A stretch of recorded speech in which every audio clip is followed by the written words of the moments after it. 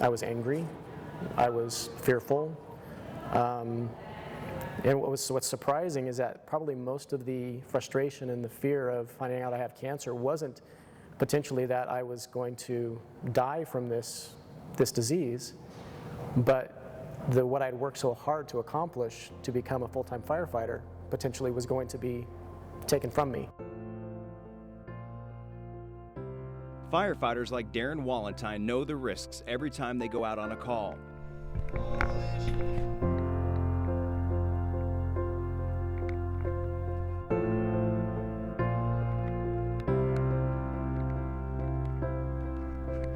The situation at a scene can change in an instant.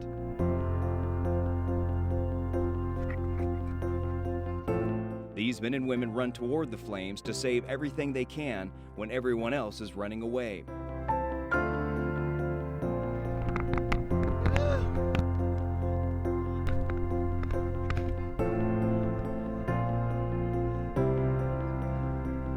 Jesus Christ.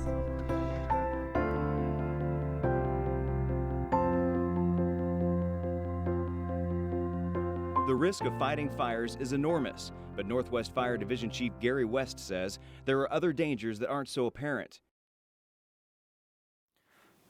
Firefighters have a higher rate of cancer than the general public, and that's because of the nature of what we do fighting fires. And the products of combustion, the products of smoke from fire, contain a high number of carcinogens, and that's primarily from what we put in our businesses and homes these days. High number of synthetic materials that contain hydrocarbons, and they in turn have a high number of carcinogens when they burn, and that's different than 30, 40 years ago when homes and businesses primarily consisted of natural products. The concerns about cancer in the fire service are really enormous.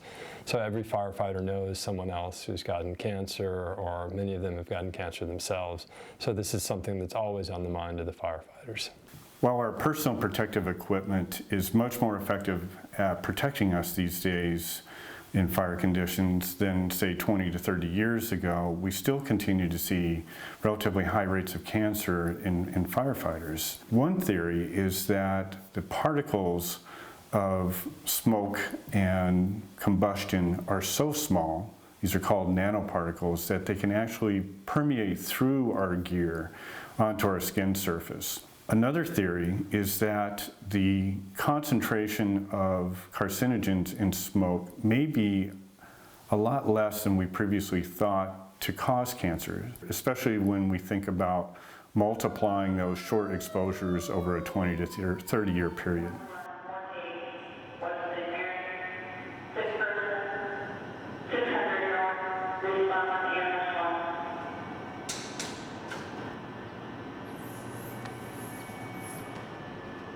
Was that a code arrest? Difficulty breathing. What I love most about being a firefighter is the opportunity to do something that's more significant than just an 8-to-5 job. I can make a difference in people's lives that ordinary jobs, you don't get that opportunity. So coming to work every day, you know that you're potentially making a difference, especially at somebody's worst time. I discovered I had thyroid cancer when I was shaving one morning and I felt a lump in my throat. Had no idea what it was, but on 4th of July of 1996, after I'd been in the fire service for almost 5 years, it was concerning and I didn't know what that was. And the only reason I ever checked it was I went from using an electric razor to using a regular razor to get a closer shave, and tilting my head back exposed this lump that was protruding now, in my neck.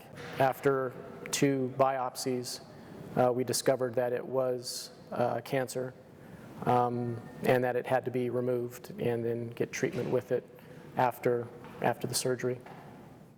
Captain Wallentine's cancer may have been due to multiple exposures to wildland and structure fires. For others, like Captain Brian Loftus of Golder Ranch Fire District, cancer can be traced back to a single devastating exposure.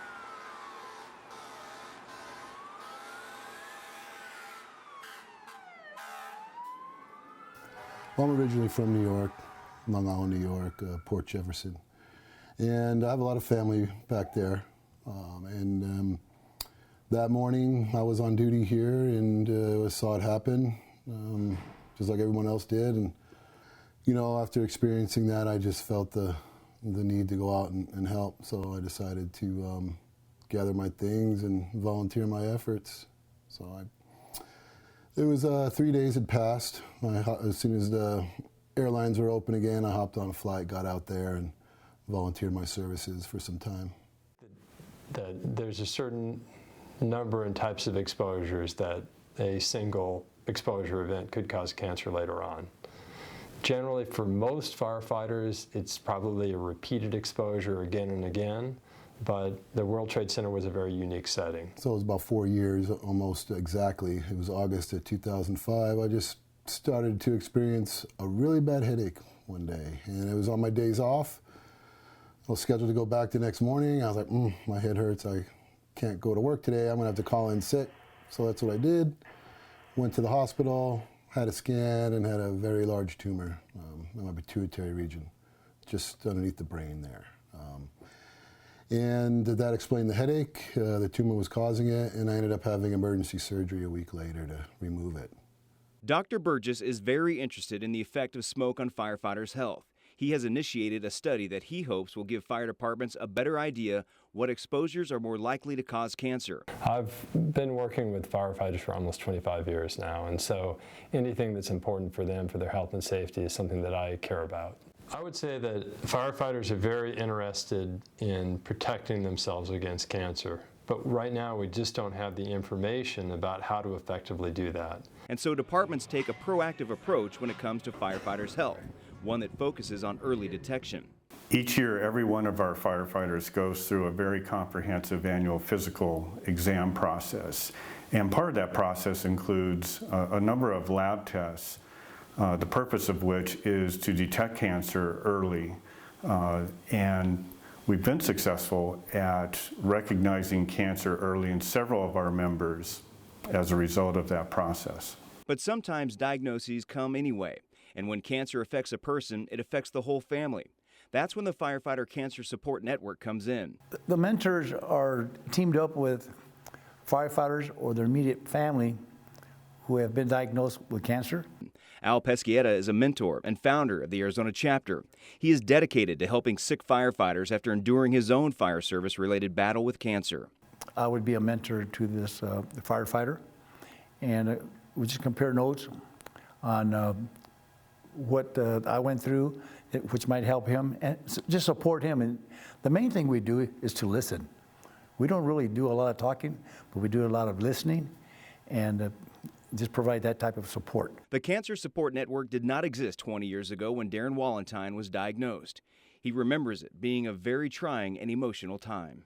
Now that I have a little time and ability to think about this a little bit more, you know, it kind of still brings up those memories and how, you know, how difficult it was not only on myself, but mostly on my family, on my wife, on my brother and my parents, and, you know, because you never want to hear that one of your loved ones has been diagnosed with something like that. But